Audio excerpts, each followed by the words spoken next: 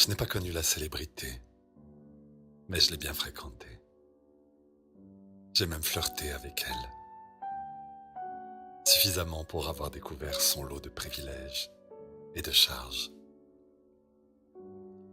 Lorsque j'ai intégré la troupe du Petit Prince, dont l'adaptation raffinée et superbe était signée Elisabeth Anaïs et Richard Cochiante, dont le Notre-Dame était déjà culte, j'ai connu la griserie des attentions incessantes et innombrables, des messages par dizaines et quotidiens, émanant de personnes oubliées parfois, disparues en tout cas depuis des années, ou si discrètes qu'on en ignore presque l'existence.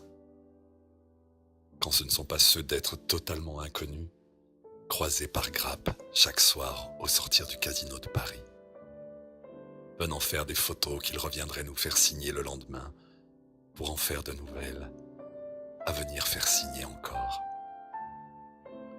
Durant plus d'un an, j'ai été abreuvé d'un courrier constant et enthousiaste, déclaratif, fier, passionné, immodéré, enflammé, de mes proches les plus éloignés même.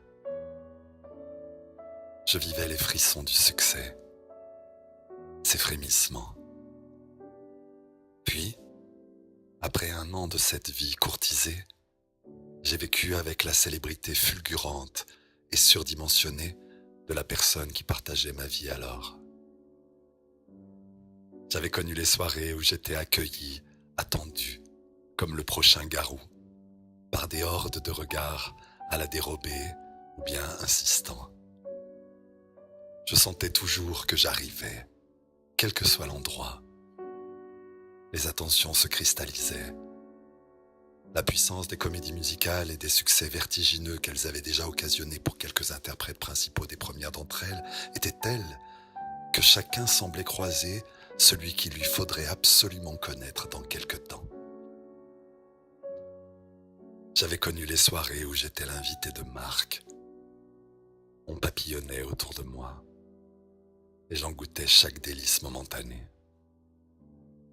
Je recevais des messages par centaines mensuels. Je découvris alors les soirées où j'étais d'autant plus espéré que la gloire enfin était réelle. Mais c'était celle de l'autre. Seul, je demeurais le héros de la soirée, du repas, du moment. J'étais celui qui vivait avec. En présence de l'autre, je disparaissais.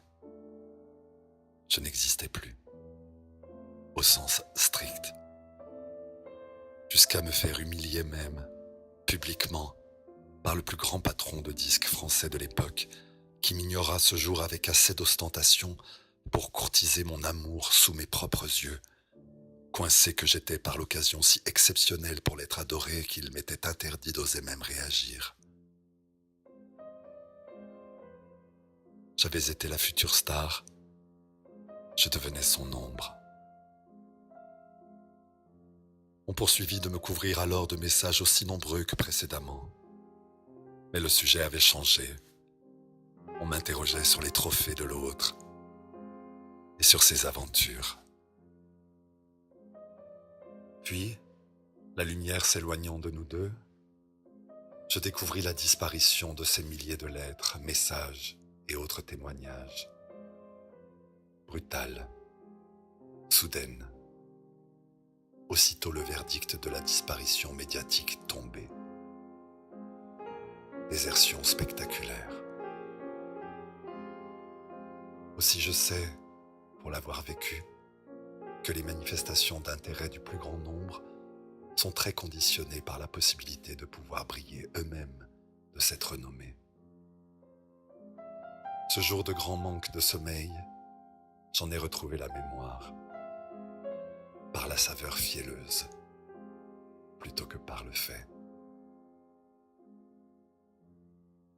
Je n'ai pas connu la célébrité, mais je l'ai bien fréquentée.